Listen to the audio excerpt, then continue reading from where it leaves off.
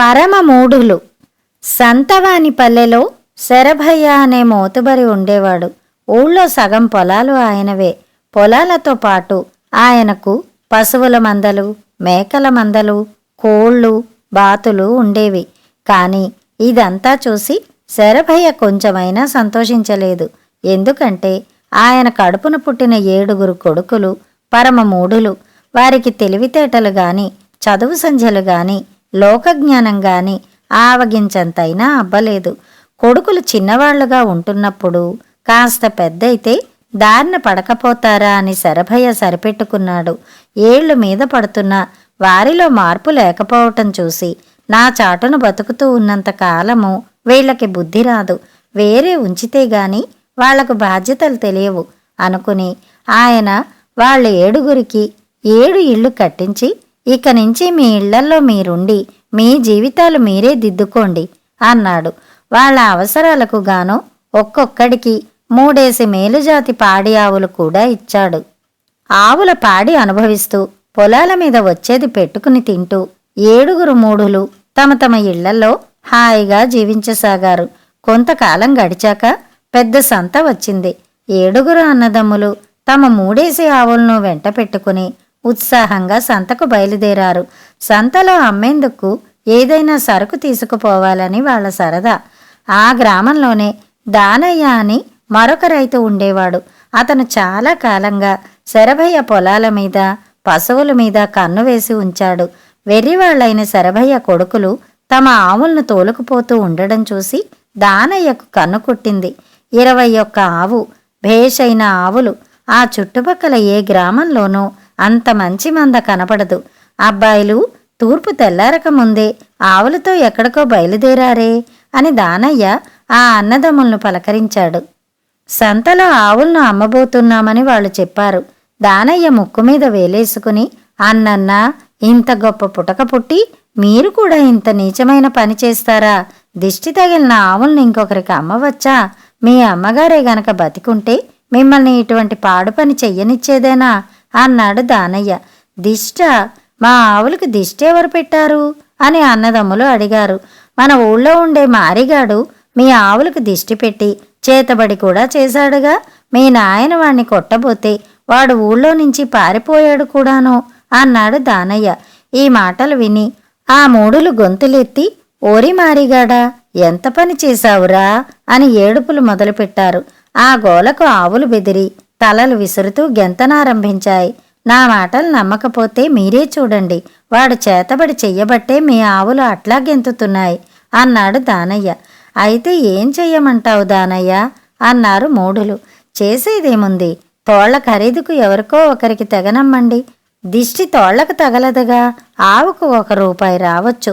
ఆ రూపాయి కోసం మీరు సంతదాకా పోవలసిన పని కూడా లేదు. మా ఇంటికి రండి, ఆవుల్ని ఒప్పచెప్పి డబ్బు పుచ్చుకుపోండి అన్నాడు దానయ్య. ఆ వెర్రి వాళ్ళు ఆవులను దానయ్యకు ఇచ్చేసి తలా 3 రూపాయలు తీసుకుని సంబరం చూడడానికి సంతకు వెళ్లారు. ఈ పిచ్చివాళ్లు సంతలో అడుగు పెట్టగానే నలుగురు చుట్టూ మూగి వాళ్ల చేత ఆ డబ్బు కాస్త ఖర్చు పెట్టించేశారు. ఆ రోజు వాళ్ళ చేతిలో దమ్మిడి కూడా మిగలకుండా ఇళ్లకు తిరిగి వచ్చారు. ఈ సంగతి విన్నాక శరభయ్య తన కొడుకులు బాగుపడారని నిశ్చయించుకున్నాడు. కొంతకాలానికి ఆయన జబ్బు చేసి చనిపోయాడు. ఆ తర్వాత కొడుకులదే రాజ్యం.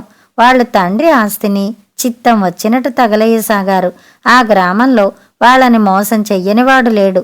ఒకనాడు పెద్దవాడు దానయ్య ఇంటికి వెళ్ళి వాళ్ళ వసారాలో ఒక తెల్లటి సన్నికలు రాయి చూసి, అదేమిటి దానయ్య, అది పెద్ద రకం కోడిగుడ్డులాగా ఉందే అన్నాడు. కోడిగుడ్డు ఎక్కడన్నా అంత పెద్దదిగా ఉంటుందా? అది గుర్రంగుడ్డు అన్నాడు దానయ్య. దాన్ని నాకు అమ్ముతావా దానయ్య అన్నాడు పెద్దవాడు. ఇంకా నయం, నేను దాన్ని తెచ్చి ఏడాది అయింది. ఇవాళ రేపో పిల్ల రాబోతుంటే నీకెందుకు అమ్ముతాను? ఈ రకం గుర్రపిల్ల 200 ఇస్తే వస్తుందా అన్నాడు దానయ్య. 200 తీసుకుని దాన్ని నాకియ్యి దానయ్య, గుడ్డులో నుంచి గుర్రపిల్ల రావడం నేనెన్నడూ చూడలేదు అన్నాడు పెద్దవాడు. దానయ్య చాలాసేపు బతిమాలించుకుని, నీకు గనక ఇస్తున్నాను అంటూ 200 తీసుకుని ఆ రాయి వాడికిచ్చేశాడు. తర్వాత వారం రోజుల పాటు అన్నదమ్ములు 7 దాని చుట్టూ కూర్చున్నారు. కాని ఎంతకు గుర్రపిల్ల బయటికి రాలేదు.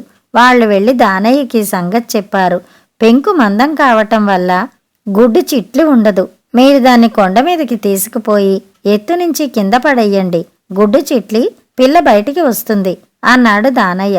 ఆ రాతిని మోసుకుని 7 కొండ మీదకి వెళ్ళి శిఖరం మీద నుంచి పల్లానికి విసిరారు. అది దొర్లి ఒక పొదలోకి పోయింది. అక్కడ దాగి ఉన్న కుందేలు బయటికి వచ్చి పారిపోయింది. అదిగో గుర్రపిల్ల, పట్టండి పట్టండి అంటూ 7 దాని వెంట పడ్డారు. కాని కుందేలు వాళ్ళకి అందలేదు. ఇప్పుడు పుట్టిన పిల్ల ఇంత బాగా దౌడి తీసిందే, ఇంకో 4-5 ఏళ్లకు దీనితో సమంగా ఏ గుర్రమైనా పరిగెత్తేదేనా అనుకుంటూ వాళ్ళ ఇంటికి తిరిగి వచ్చారు. ఇంకొక నాడు పెద్దవాడు కిటికీకి ఎదురుగుండా కుర్చీ వేసుకుని కూర్చున్నాడు. కొంతసేపటికి ఆ కిటికీలో నుంచి వచ్చి ఎండవాడిపైన పడింది. వాడు వెంటనే తాపీవాడికి కబురు చేసి, ఒరే, ఈ కిటికీని తక్షణం పక్కకి జరపాలి. ఏం కావాలన్నా ఇస్తాను. దీనిలో నుంచి వచ్చి ఎండ నా పైన ఎలా పడుతోందో చూసావా అన్నాడు. 5 నిమిషాల్లో కిటికీ జరిపేస్తాను బాబయ్య, నాకు తమ బీడు రాసి ఇప్పించండి చాలు అన్నాడు తాపీవాడు. అలాగే, ముందు నువ్వీ పని చెయ్యి అన్నాడు పెద్దవాడు. తమరు అలా షికారు వెళ్ళిరండి అన్నాడు తాపీవాడు. పెద్దవాడు వెళ్ళి మళ్ళీ 1/2 గంటలో తిరిగి వచ్చేశాడు. ఈ లోపుగా తాపీవాడు కుర్చీని పక్కకి జరిపాడు. పెద్దవాడు రాగానే, ఇప్పుడు కిటికీ ఉండవలసినట్టుందా బాబయ్య అన్నాడు. పెద్దవాడి కుర్చీలో కూర్చుని చూసుకున్నాడు. ఎండ తన మీద పడక అంత దూరంగా పడుతోంది. భేష్, ఆ బీడు నువ్వు తీసుకో అన్నాడు పెద్దవాడు. ఈ విధంగా అందరూ మోసం చేశారు. శరభయ్యకుండిన ఆస్తి సమస్తము హారతి కర్పూరంలాగా హరిచ్చిపోయింది. వాళ్లకు ఇల్లు దొడ్డి మాత్రమే మిగిలాయి. ఒకనాడు దానయ్య తన పొలం నుంచి తిరిగి వస్తూ ఊరి బయట ఒక చెట్టు కింద 7 అన్నదమ్ములను చూశాడు. వాళ్ళు చుట్టూ కూర్చుని తమ కాళ్లను మధ్య పెట్టుకున్నారు. మీరంతా ఇక్కడ కూర్చుని ఏం వెలగబెడుతున్నారు? చీకటి పడబోతోంది, ఇంటికి పోరాదు అని దానయ్య వాళ్ళను మందలించాడు. మాకు అదే ఆలోచన, కాని ఎట్లా వెళ్ళమంటావు దానయ్య? మా కాళ్ళు చూడు ఎట్లా కలిసి పెట్టుకున్నామో, ఏవి ఎవరి కాళ్ళో తెలియటం లేదు. ఎవరి కాళ్ళు వారు తీసుకుని కదా ఇంటికి వెళ్ళేది అన్నారు మూఢులు. నేను విడదీసి ఇస్తాను గాని నాకు మీ ఇల్లు దొడ్డి ఇచ్చేస్తారు అని దానయ్య అడిగాడు. ఇందుకు మూఢులు సంతోషంగా ఒప్పుకున్నారు. దానయ్య చెట్టు నుంచి ఒక కొమ్మ విరిచి బెత్తం తయారు చేసి అందరినీ తలా ఒక దెబ్బ కొట్టాడు. ఒక్కొక్కడే లేచి ఇంటివైపు పరిగెత్తాడు. మాట ఇచ్చిన ప్రకారం ఆ మూఢులు తమకు మిగిలిన ఇల్లు దొడ్డి కూడా దానయ్యకు ఇచ్చేశారు. తర్వాత వాళ్ళు ఏమయ్యారో ఎవరికీ తెలియదు. కథ సమాప్తం. కథ కంచికి, మనం ఇంటికి.